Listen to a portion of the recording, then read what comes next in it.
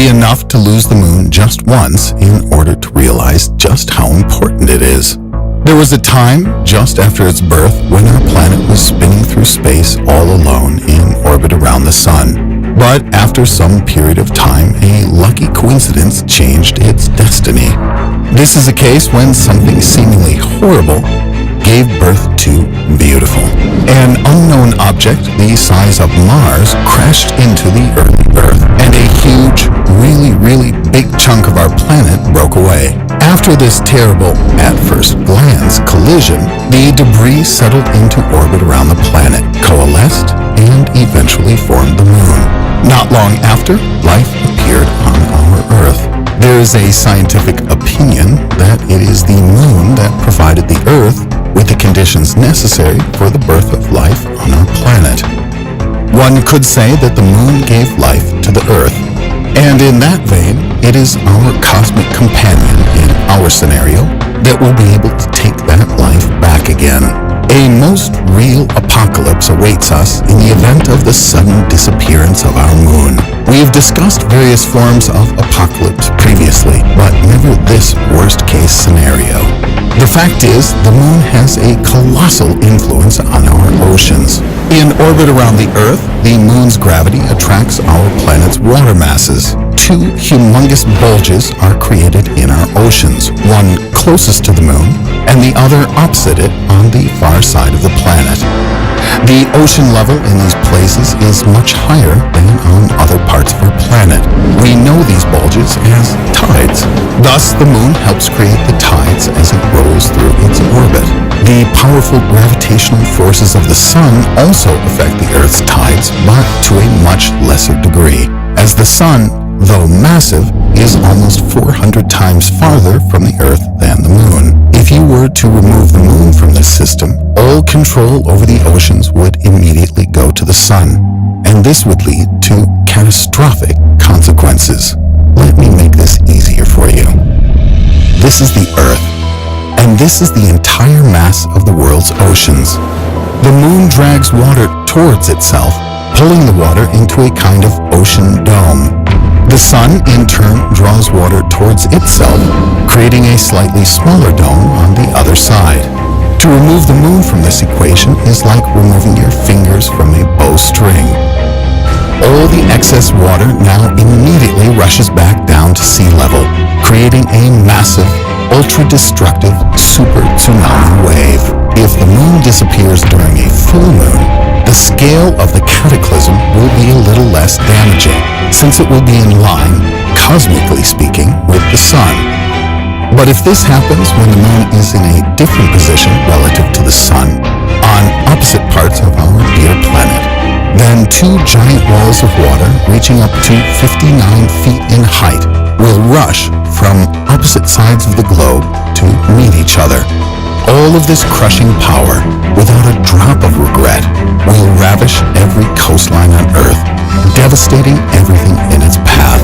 The inhabitants of these areas, with 100% likelihood, will be witness to the beginning of the end of human civilization, and many will die. But the global end will not come from the ocean. Although this event will be of a titanic scale, it's still just a one-time thing. After the mega tsunami, the oceans will calm down and fall under the control of just the sun. The tides won't stop, but they will be much smaller. But life on our beautiful blue planet will never be the same again. The turmoil in the world's oceans will severely damage the Gulf Stream, which will lead to absolutely unpredictable climate changes. But this still isn't so terrible, relatively speaking. Yes, it's probable that our ways of life on our various continents would change. The production of agricultural food products and various raw materials would be affected. But this is a mere trifle. The climate will suffer much more from the now altered tilt of the Earth. In addition to tidal forces in our oceans, lunar gravity affects the inclination of our planet relative to its axis. The axis of the Earth's rotation is similar to that of a top, slowly swinging through its full cycle every 26,000 years. At present, the Earth is under the gravitational influence of both the sun and the moon. But If we remove the moon, we remove the strongest stabilizing force of our planet. Under the influence of just the sun, our Earth will begin to shimmy and shake, and in much different directions, as happens with Mars. This cosmic scale process will abolish the usual change of seasons. There will be no more winter, spring, summer, or fall.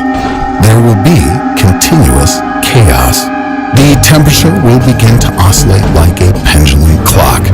It could reach up to 80 degrees Fahrenheit in the afternoon, but by morning drop to minus 58 degrees Fahrenheit, just like on the Martian equator, as according to Wikipedia.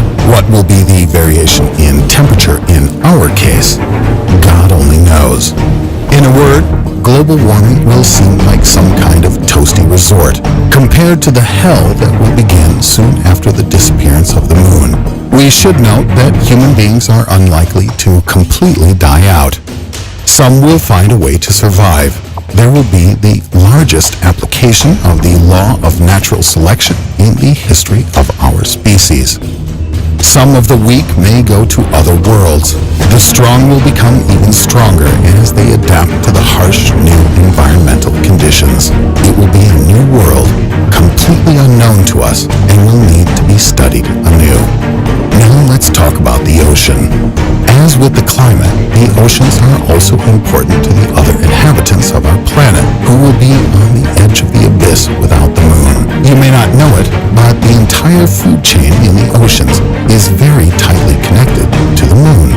Many marine organisms arrange their movements in accordance with our lunar companion. Algae move towards moonlight to the surface in the evening, and those who feed on them come up after them, and so on up the food chain. When this phenomenon disappears, then a significant share of existing species will die out, and new, still unseen, and unimaginable creatures will appear instead. All this